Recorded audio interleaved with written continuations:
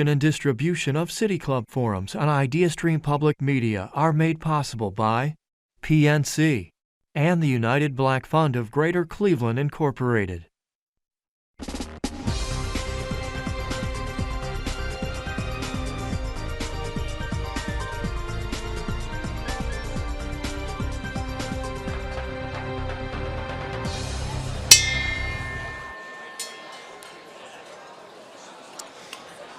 Good afternoon. Good afternoon, everyone, and welcome to the City Club of Cleveland, where we are devoted to conversations of consequence that help democracy thrive. It is Friday, December 1st. It is World AIDS Day. I am Ken Schneck, Professor of Leadership in Higher Education at Baldwin Wallace University, and I am the moderator for today's conversation. Over the past few years, institutions of higher education have strived to adapt and shift in response to the ever-changing environment and requirements of a 21st century classroom. Students and administrators have grappled with the task of managing the COVID-19 pandemic, mental health concerns, and political challenges directed at college faculty and curriculum. During this time, both Cleveland State University and Cuyahoga Community College have had a change of leadership, and today we are fortunate to have those leaders with us here to learn more about their unique approach and perspective to their role, as well as the future of higher education, and I will introduce them now. Right on my left, Dr. Laura Bloomberg was appointed the 8th president of Cleveland State University in 2021. She had previously served at CSU as provost and senior vice president for academic affairs. She has led multiple initiatives in her time at CSU with the aims of further integrating the CSU campus into the city of Cleveland, as well as focusing on community and personal connection as a critical element of academic success. Dr. Bloomberg has become an active board member of notable Northeast Ohio groups, including Playhouse Square, where we sit right this second, and multiple economic development organizations. Also with us today is Dr. Michael Baston, president of Cuyahoga Community College, who was appointed as that institution's 5th president in July of 2022. He is best known, it's hard to say you're known for a lot of things, but he's best known for his work with 2- and 4-year college leadership teams across the nation, helping them integrate student success initiatives to advance college completion and labor market entry success. Dr. Baston is chair of the Black Male CEO Educators Network and a member of the American Association of Community Colleges Board of Directors, chairing its Commission on Diversity, Equity, and Inclusion. If you have a question for our speakers, you can text it to 330-541-5794. That's 330-541-5794, and City Club staff will try to work it into the second half of our program. Members and friends of the City Club of Cleveland, please join me in welcoming Dr. Laura Bloomberg and Dr. Michael Baston.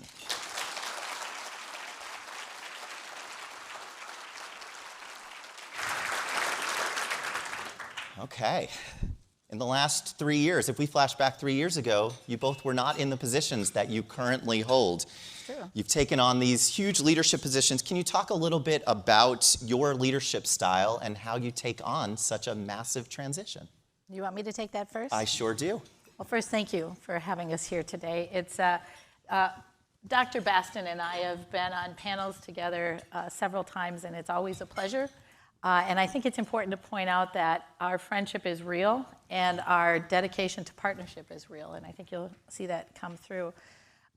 You said some things about me in the introduction that I think reflect my leadership style. I think that as a lifelong educator, it's essential to me that education is a part of a community, not separate from a community, and so I endeavor every day to think about engaged learning and partnership with really the great city of Cleveland and the whole region.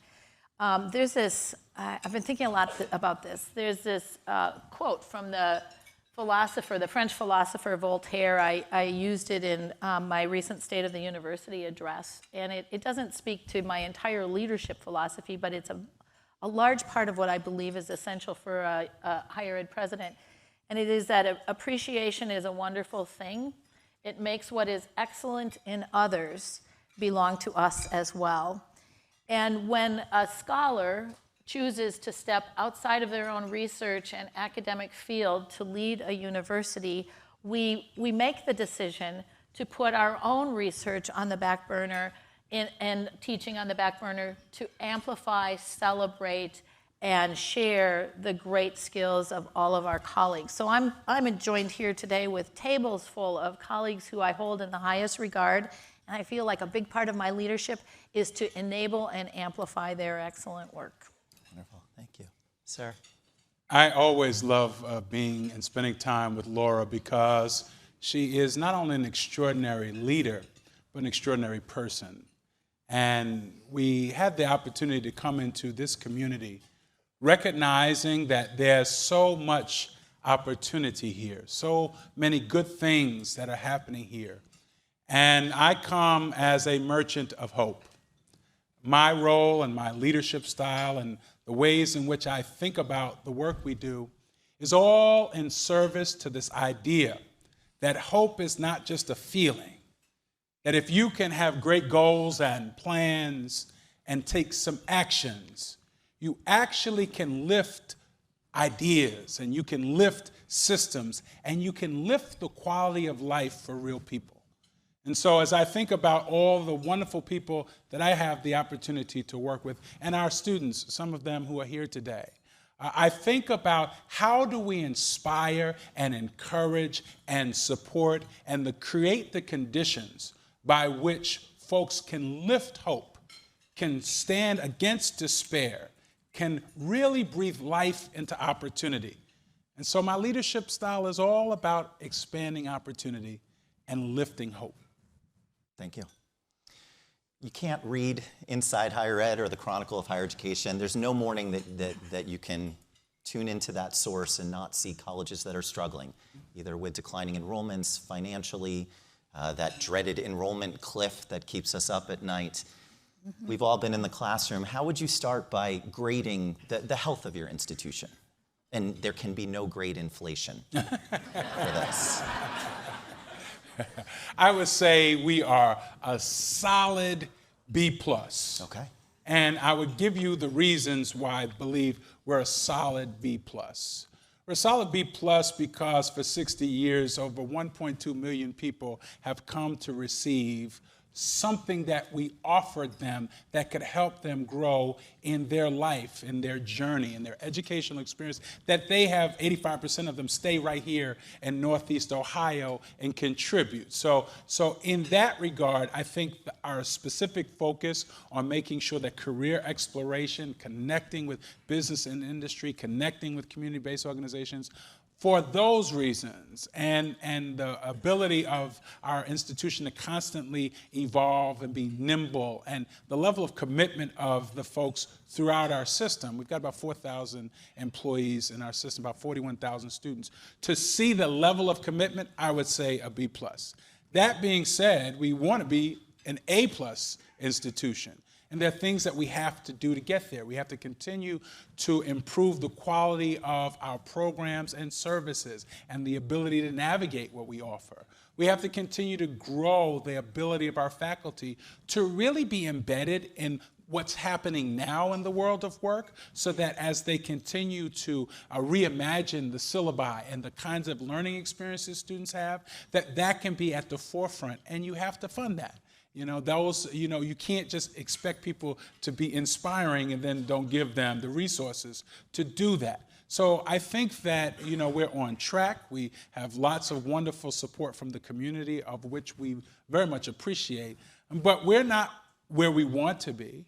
And we know that we have a big vision about how we are a critical connector to the entirety of the community. So I think we're feeling good, but we still have miles to go. So B+, I think, is where we'd like to. Yeah. Okay. It's probably not the time for me to talk about my philosophy of grading, right? I'd love to. We will be handing out evaluations at the end for everybody, yes. So I'm going to say if we were calculating a grade point average, we would be at a B+. There are things that I give us an A for, and there are things that I give us a C or possibly lower for. An A for things like our ability to recruit excellent leaders. We have between the provost who is here today and I, we have hired the vast majority of all of our deans. And I am so proud of the excellent scholars and leaders that we've been able to recruit to Cleveland, who, like me, are falling in love with this place. And I just have to do this really quickly. I'm not going to name everybody at our table, but we have a brand new dean here who starts in January, and that's the new dean of our Levin College of Public Affairs and Education, Jill Gordon, who is here in town today and has joined us, and we're so excited that she'll be joining us for as a dean.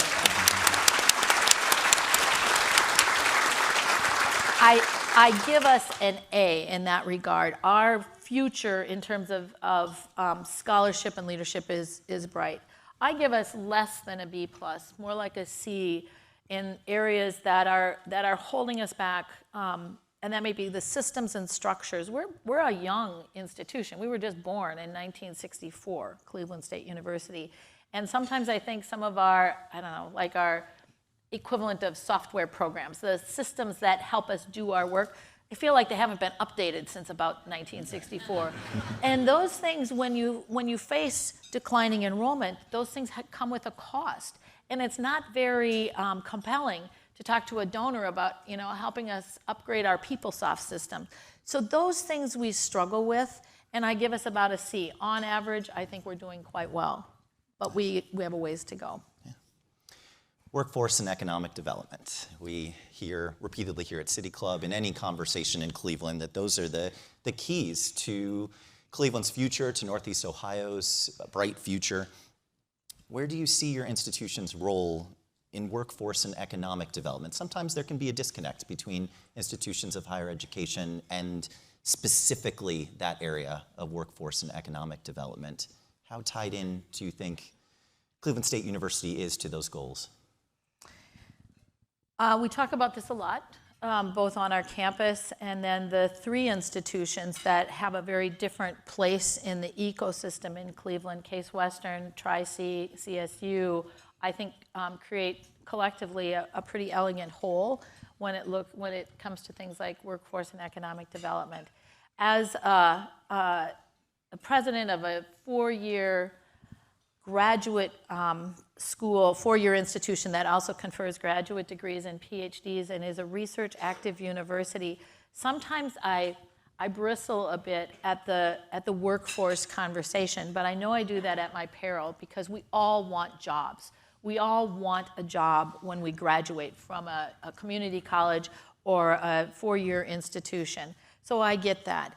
But the role of a university in a community is broad. And when I think about workforce, I also think about a well-educated citizenry.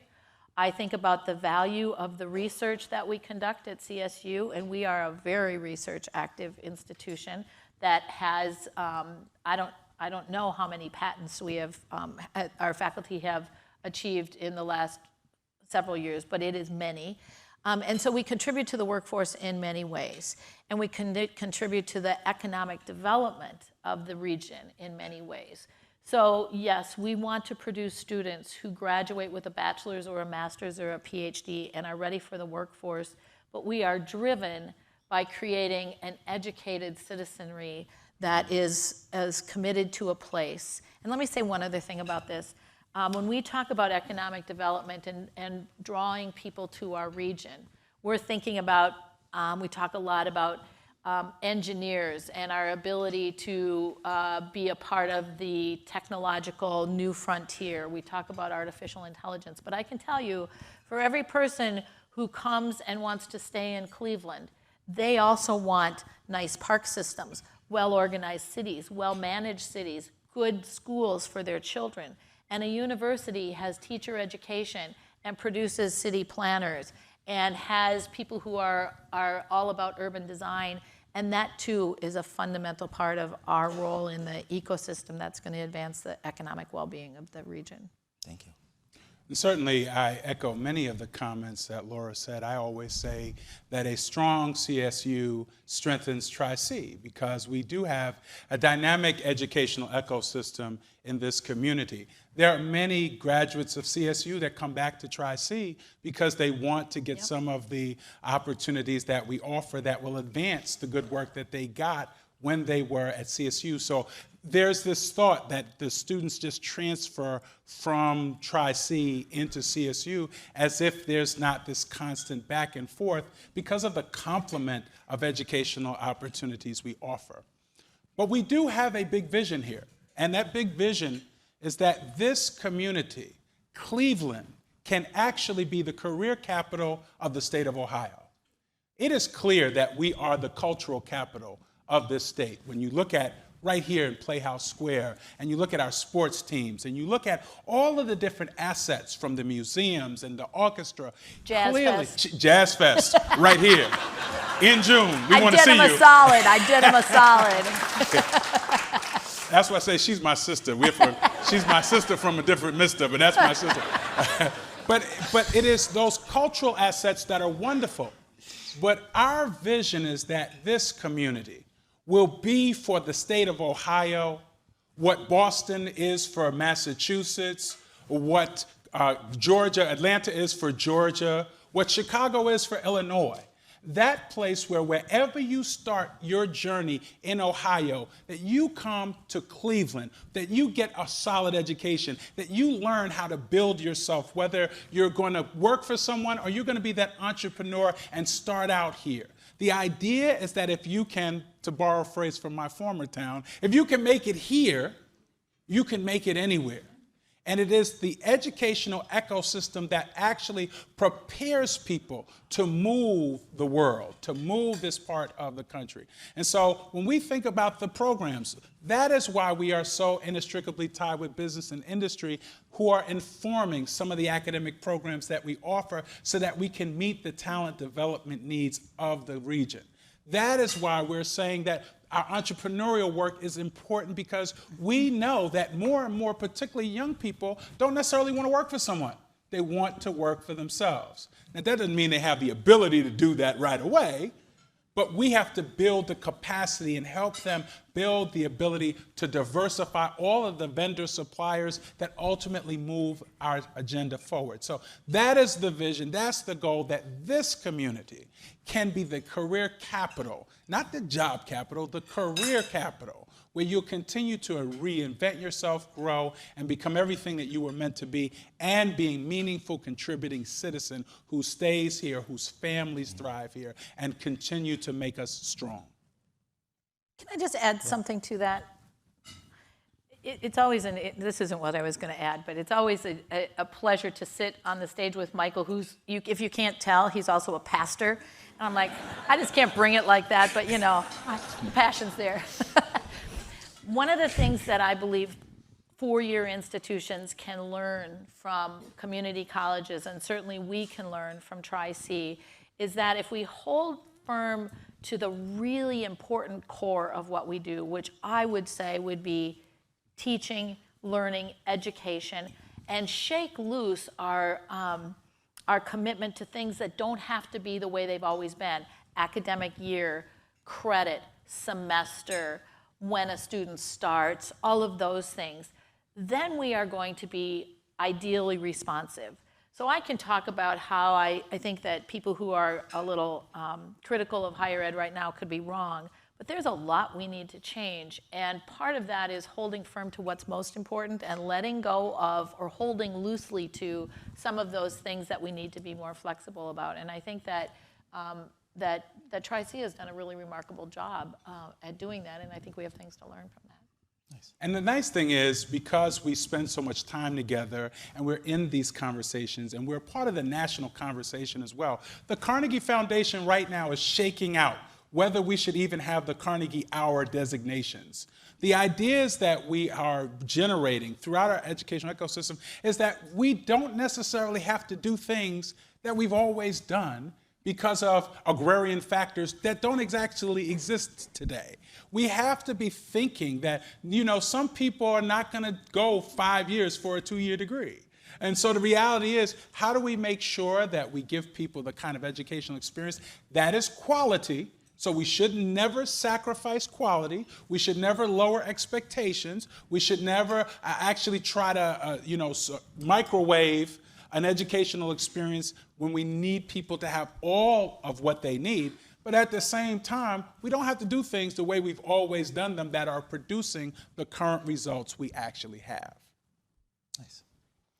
In October, Surgeon General Vivek Murthy, who spoke here at City Club in April, he launched his We Are Made to Connect campus tour to help combat what is being called the new epidemic gripping college campuses. I know there are a lot of higher ed professionals here. Any guesses on the new epidemic that's gripping college campuses? Loneliness. It's loneliness. Yes. What are you seeing on your campuses, and what are you doing to help support the mental health, not just of students, but also of faculty and staff who struggle as well? I'm happy to respond to that first. First of all, I think it's true. And I think for a long time, you know this, you don't need me to tell you, the stigma around mental health has not been helpful to us. And this notion that you can't be a good scholar as a professor, or you can't be a good student if you also are grappling with mental health challenges is just not true. It's just not true. We have to show up as our full selves, and sometimes that is showing up as somebody who's grappling with depression or anxiety or just a debilitating shyness, and most certainly a sense of loneliness. And we have to acknowledge that. We have to destigmatize it. Last March, I asked a group of scholars and leaders on campus to come together and rethink how we think about student affairs and the ways that we support students outside of the classroom. And in my charge letter to that group, I posed a thought experiment. We don't have these data yet. But I said, what if every student, 100% of the students at CSU, whether they were online, in-person, commuter, residential, all the things, undergraduate, graduate, what if 100% of our students was known well by somebody on campus outside of their professors? And what if 100%, that same broad base of students, was engaged in some activity, club, initiative, something, outside of their classes that they chose? And what if 100% of those students, if asked, would say, I feel a deep sense of belonging to this place? What would that look like? How would we be different? How would we change? We're not there yet. But one of the things that came out of that was the development of a new division that we launched just in October of this year, the Division of Student Belonging and Success. And we pulled programs that had been in different places and brought them together in a new way. I described it, so if those of you who play games on your devices might know this, like if you're looking at a word game like Connections on the New York Times, and you can hit shuffle, and you see things in a different way and different connections. Some of you are nodding, some of you are going, I have no idea what you're talking about. So we hit shuffle a little bit on some of these departments and programs and brought people together to say, okay, so let's love on our students in a new and different way that acknowledges that you can be a brilliant student and still struggle with loneliness even in the midst of a campus full of people, and let's figure out how to provide supports. We also need to struggle now with how much is too much. How much is like the students going, oh my God, I got an academic advisor and a success coach and a career coach and a care team, and oh man, we gotta recalibrate that, but we're reorganizing specifically to do that better. We're in that same space. We have undertaken a major project of the redesign of the student experience, both the academic, but also, and more importantly, the non-academic aspects of the student experience, so that we have a consistent experience at scale, so that all students would get what they need and the right proportion of what they need, because everyone doesn't need everything, and they don't need everything at the same time. And so it is very important to be committed to understanding the student experience. But we're also undertaking an examination of the employee experience. And so we know that the employee experience has elements that we have to pay attention to, from the candidacy to their ability to be successful in that first year, their ability to actually rise in the organization and the different things that they're interested in, their professional development, and even as they transition so that we can capture the knowledge and they can leave a positive legacy. Well, the fact is, well-being and their ability to thrive and be fully able to commit to the institution and participate means that we have to understand them through the various stages of the employee experience, and to address, where appropriate, all of the mental health and the professional development needs of the entirety of the staff. So we are very committed to redesigning the student experience with well-being as one of the foundational principles, and upon that, success. I think we've too often in higher ed talked about the success, and we then talk about well-being as a side thing. I think if you don't have an approach that says you need to know what's going on in the student's life, you need to know if they have a job or are looking for a job, you need to know if they have enough money to stay in school, because if you don't do those three things, you never get to whether they're on their degree path, or if they're going to actually stay, or they're going to make progress. So you really have to have that understanding by competent people who can actually do this at scale, so that you don't leave people behind. You want to say something about Scholar House? My goodness, a wonderful opportunity that we're in partnership with. I did him a solid again, didn't I? I don't need to be here. Bye. No, we need you. We need you. But Michael, can you tell us about Scholar House?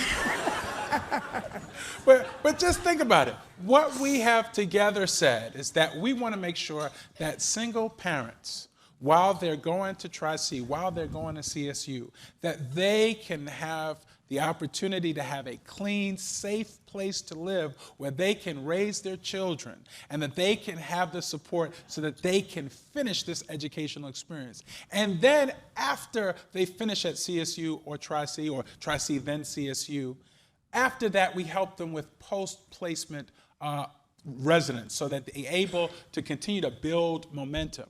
This is something that others around the country will love to do, including our friends in Columbus.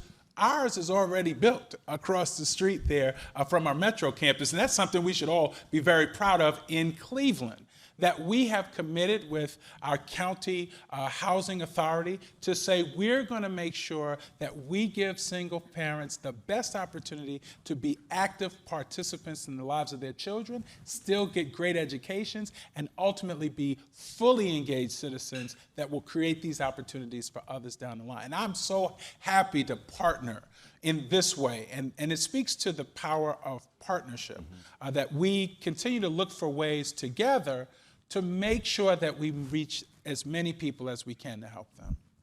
So Scholar House, if you come up Community College, what was it, Community College Avenue or Boulevard? Avenue, right? See, I'm from New York, so everything's an Avenue, Road, Street, Boulevard. But it is right there, and the lights are on, and we hope to be making sure that families get in there pretty soon. Nice. Partnership question, check.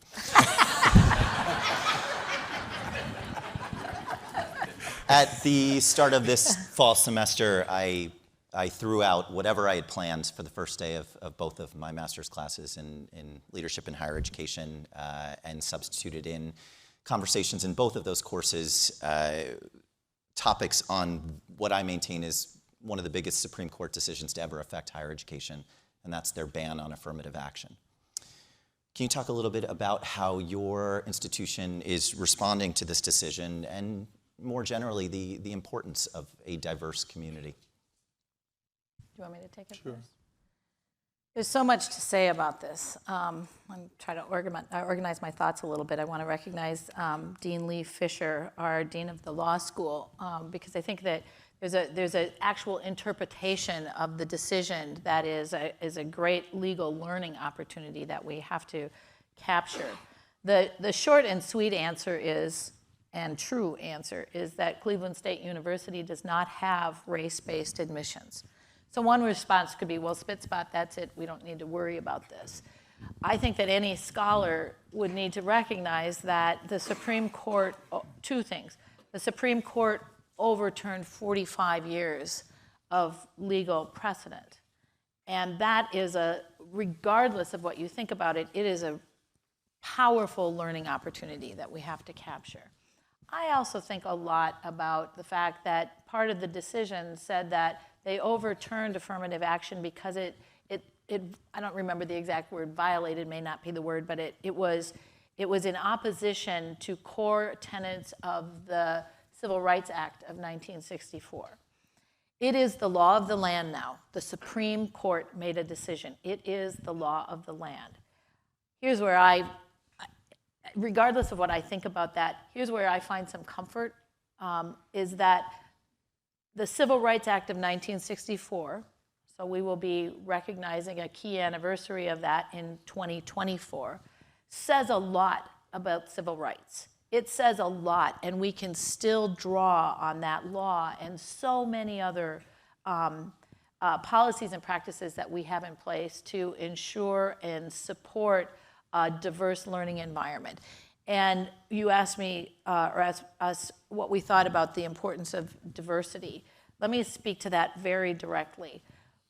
Again, regardless of what you think about this Supreme Court decision, we have real evidence to show that any one of us as human beings in a community learn better in community and learn best when we're in a community of people who are different than we are.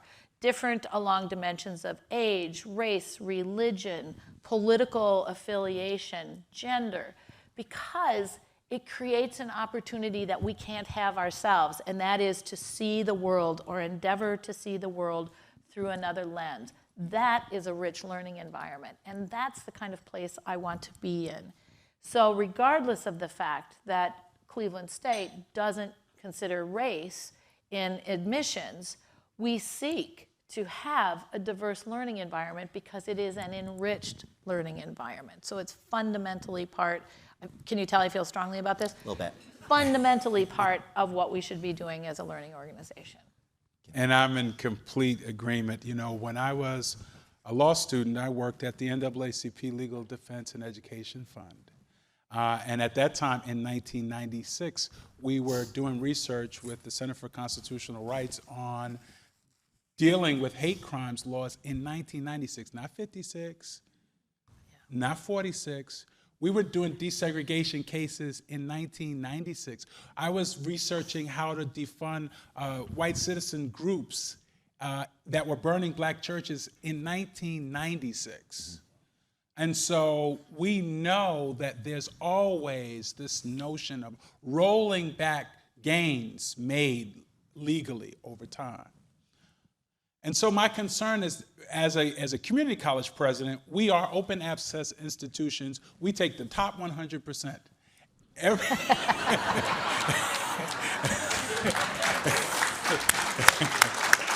great. I gotta remember that. We meet students at their level of preparation, and it's, you know, we are that place where diverse perspectives and mindsets are going to be engaged. And we don't teach people what to think, but really how to engage in the thinking process. But that being said, what concerned me about the decision is the fact that this is one strategy, one legal strategy. What are the other legal strategies that will continue to be advanced that seek to erode the provisions of the 13th, 14th, and 15th Amendments? And we're seeing that in a multitude of ways that had to lead us up to the Civil Rights Act of 1964 and 65. And so my concern is that the strategies that we are seeing employed in 2023, we have always had to have efforts to try to buttress and address the challenges of our country and the challenges of our time. Charles Hamilton Houston said to the law students that their job was to be social engineers. And even though I'm now a retired lawyer, I don't practice anymore, I still see the work that we do in our colleges as preparing our own students to be social engineers.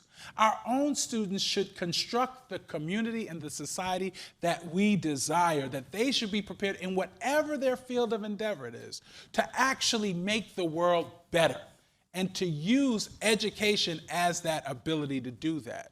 And so while I'm disappointed about the assaults on sort of gains that have been made to deal with still existing challenges in our country, We have to use education as that ability to bring more of our citizens engaged and involved in advancing the cause of freedom and justice and liberty and equality for all. Thank you. We are about to begin the audience Q&A. Again, I'm Ken Schneck, Professor of Leadership in Higher Education at Baldwin Wallace University and moderator for today's conversation. We are joined by Dr. Laura Bloomberg, the president of Cleveland State University, and Dr. Michael Baston, the president of Cuyahoga Community College. We welcome questions from everyone, City Club members, guests, students, and those joining via our live stream at cityclub.org or live on the live radio broadcast at 89.7 WKSU IdeaStream Public Media. If you'd like to text a question for our speakers, please text it to 330-541-5794. That's 330-541-5794, and City Club staff will try to work it into the program. May we have the first question, please? In fact, we're going to bring in one of those text questions Amazing. right now to get us started. All of us in this room understand the impact of higher education on our lives and communities. How can we each, in our own spheres, counterbalance the growing trend of society doubting the value of a degree or further education after high school? Thank you. It's interesting. Most of the people that are saying we don't need college have a college degree, Yes. want their children to go to college. And so I think it's interesting when we have folks who say it's not good enough for someone else's child, Yep. but it's good enough for my child. I think the fact is the pathway in our country for higher economic mobility comes through the baccalaureate degree. Does that mean that every person has to get a baccalaureate degree? No. But what it does mean is that you have a greater likelihood in this country to do well if you have a bachelor's degree or beyond. And the fact is, you can still do quite well with certificates and go right into the workforce. So the point is that we should give people options, and we should support those options because they make sense for individuals. But I don't think the comments of folks who say we don't need to have higher education or we don't need bachelor's degrees or it costs. We are public institutions. So we have already thought about the affordability issue. We're public institutions. We have already done all that we could to make sure as many people in our local community and beyond who've come here get the best opportunity. So it's a little easier for those who are in different educational sectors that actually are more expensive and maybe not necessarily as responsive to sort of be pointed at, but it's very difficult to do the same finger pointing at public institutions. You know, it's always true. It's always been true that not everybody needs to go to college. What sociologists who study this know is that when unemployment is very, very low, when the unemployment rate is very, very low, the narrative about whether or not you need to go to college changes. And when employers aren't able to employ people, the narrative changes. Maybe you don't need to go to college, you need to come and work here. For me, the heartbreaking part of that is that you can almost predict by a person's zip code what kind of message, not by their ability, not by their desire, not by their capacity to be successful, but by their zip code, what kind of message they get about college going. And that, to me, is a travesty in a democratic society that says, let's all try to create access to what we've called the American dream. And so when we deny it to some based on assumptions that we have about economics, race, whatever it may be, we may be missing out on some remarkable, brilliant minds that will do remarkable things in the future. And that's what I want to change. I would never say everybody needs to go to college. But I would say everybody in a democratic society should have that option on their radar screen. Educational redlining. Yeah, Still happening. Yeah. Yes, it is very much.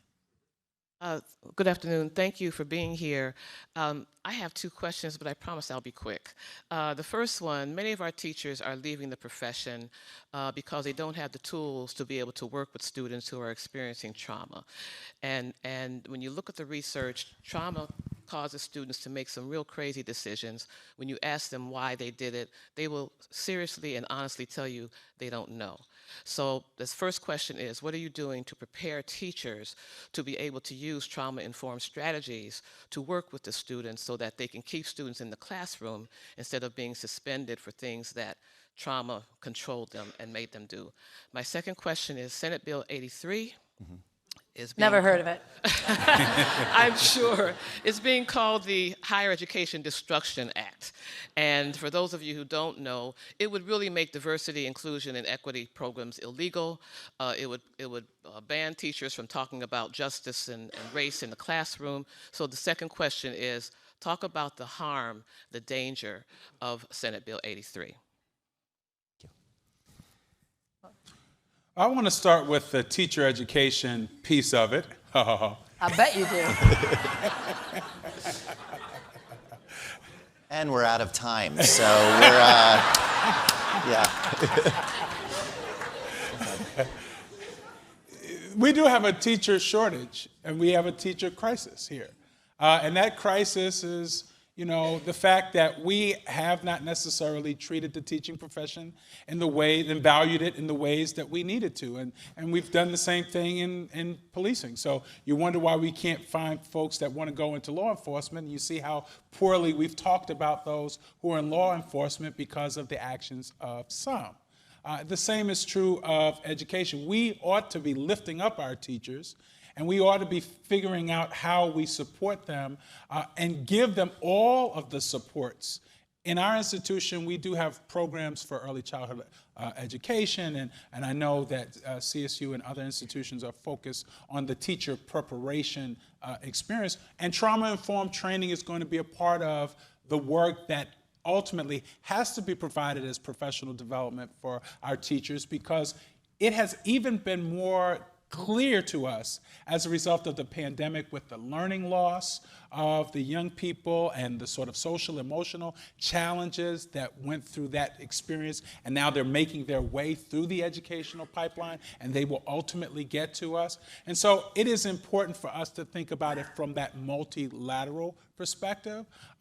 Senate Bill 83, quite frankly, from my perspective, our institution values diversity. We will always value diversity. We will always find meaningful ways to ensure that the mission of our institution is being fulfilled by all of our actions, our behaviors, and the practices that students feel, experience, and expect. Yes, I agree with all of that.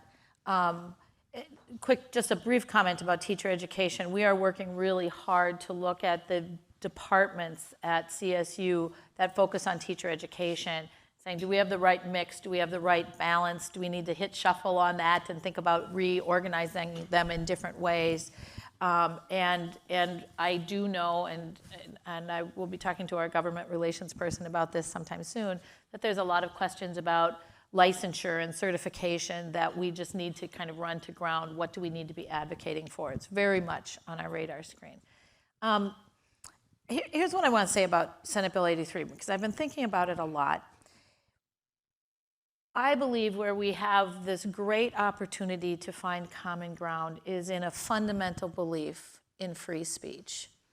And the Senate Bill 83, yes, does talk about diversity, equity, and inclusion. It talks about a lot of things. It is a very large bill. And in our democracy, we all have the opportunity to question, to ask for changes, to solicit and engage with our elected officials. And we will continue to do that on Senate Bill 83 or any other bill that impacts higher education. It is how our democracy is built.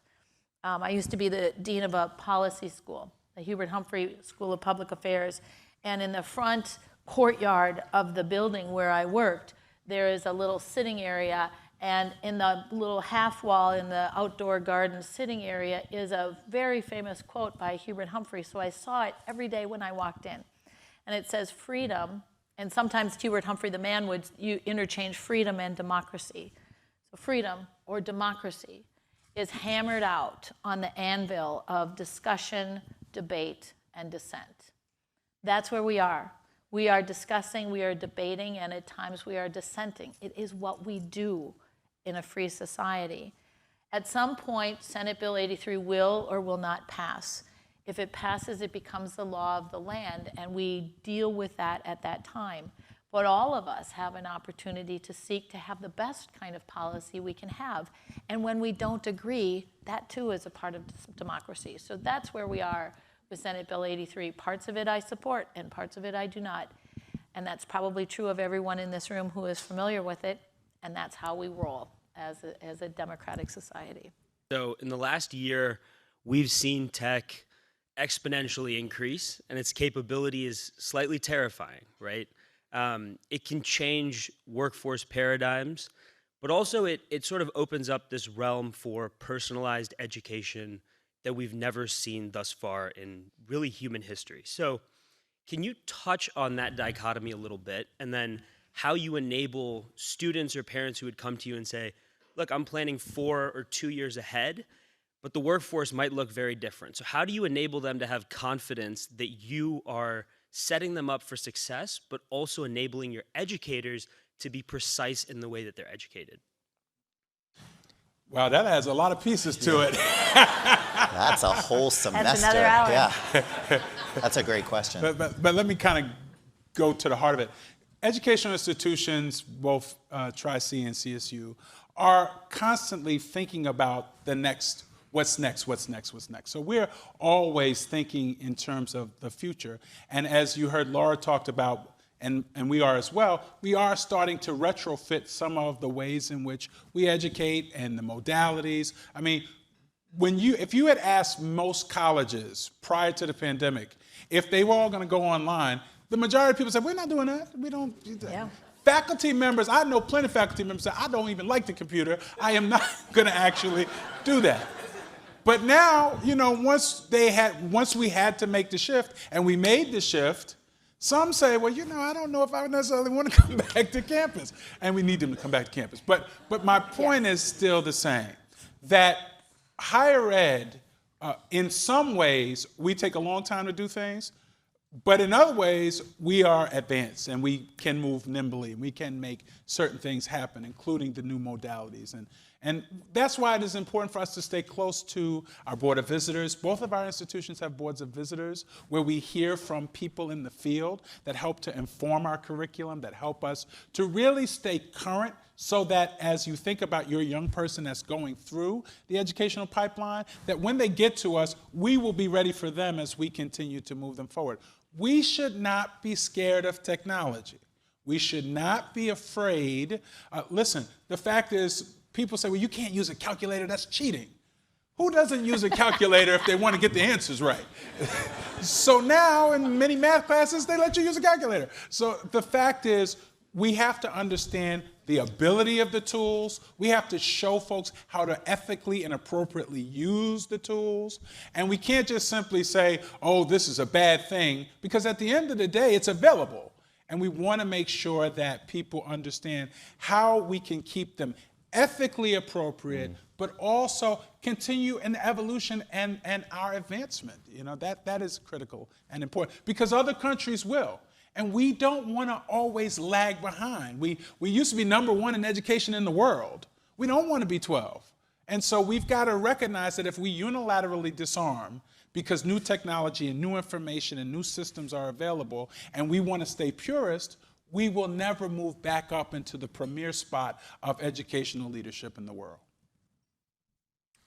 I'm not going to repeat any of that. I will add that one of the things that I'm really proud of that's happening at Cleveland State right now, and I know the provost would be pleased that I mention this, but groan if I get it wrong, is that we have really focused on computer science education at the K-12 level, and have developed actually the first in the state computer science education program, where we have faculty who are affiliated both with our elementary, our elementary and secondary education program and our College of Engineering Computer Science, and are really working with the General Assembly to advance computer science education at that level, so that by the time students get to college, they have the capacity to really think about our technologically advanced future.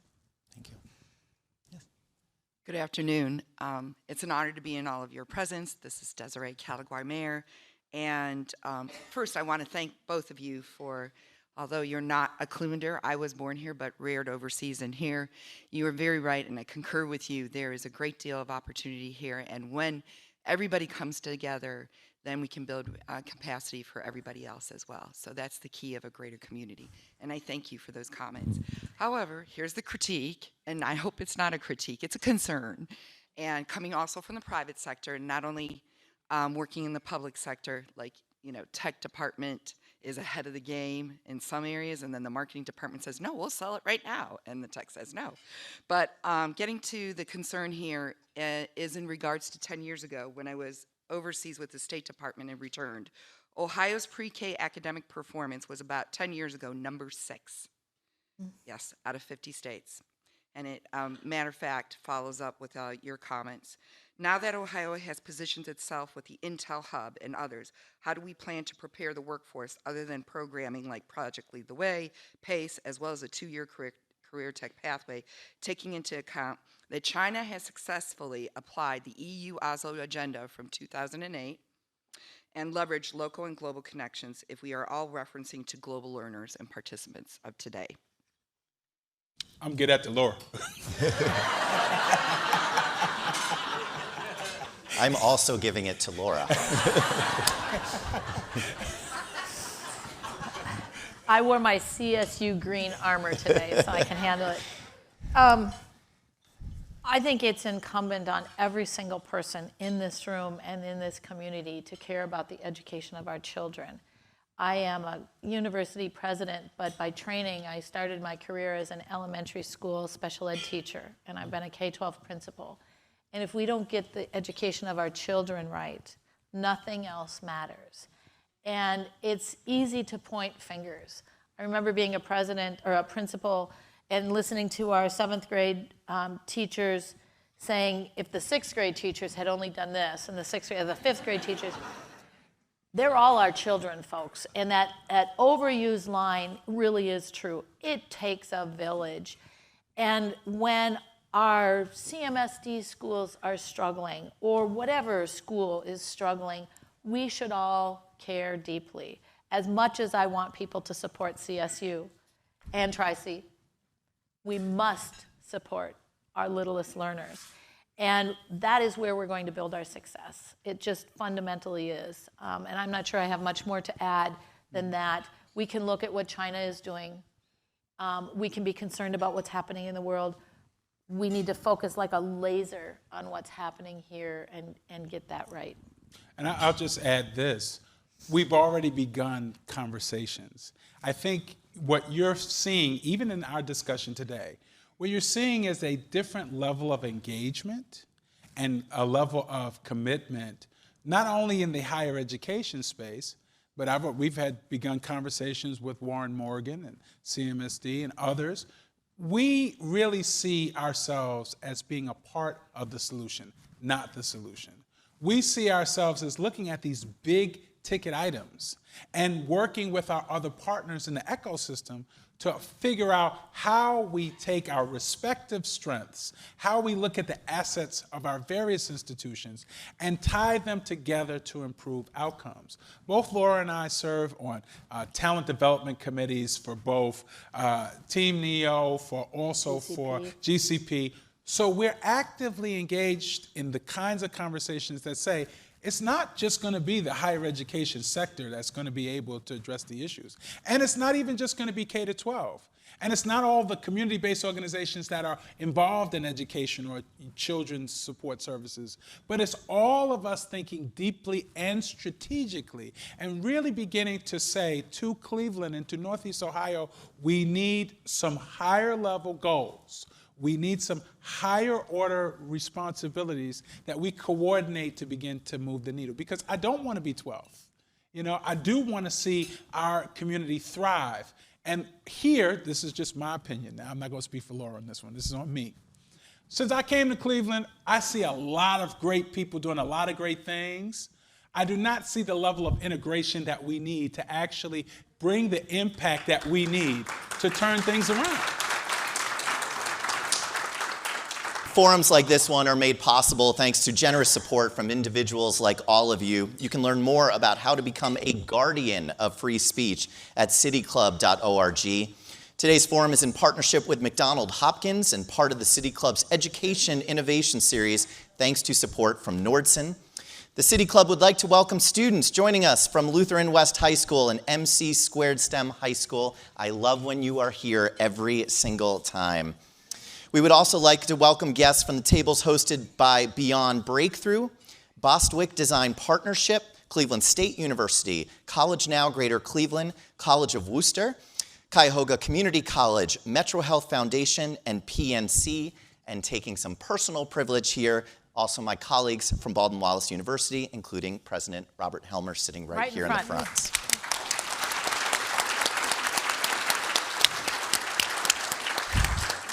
Up next at City Club is a free forum hosted at the Happy Dog in Cleveland's Gordon Square District, my neighborhood. The City Club of Cleveland's CFO, Ahmed Abu Nama, and Councilman Slife will unpack what's in the city's budget, discuss how it's drafted, and what you need to know to move forth as Clevelanders, as engaged citizens.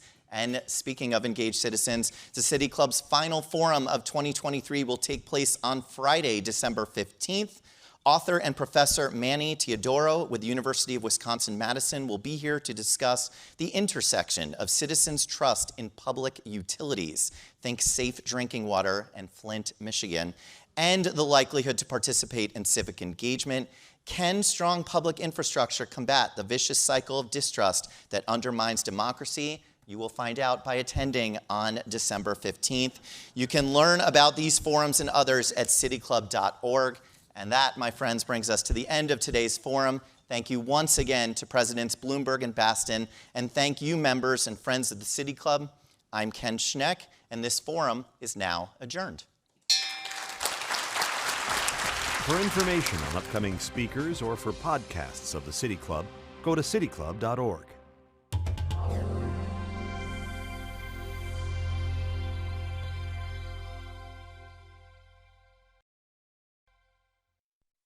Production and distribution of City Club forums on IdeaStream Public Media are made possible by PNC and the United Black Fund of Greater Cleveland, Incorporated.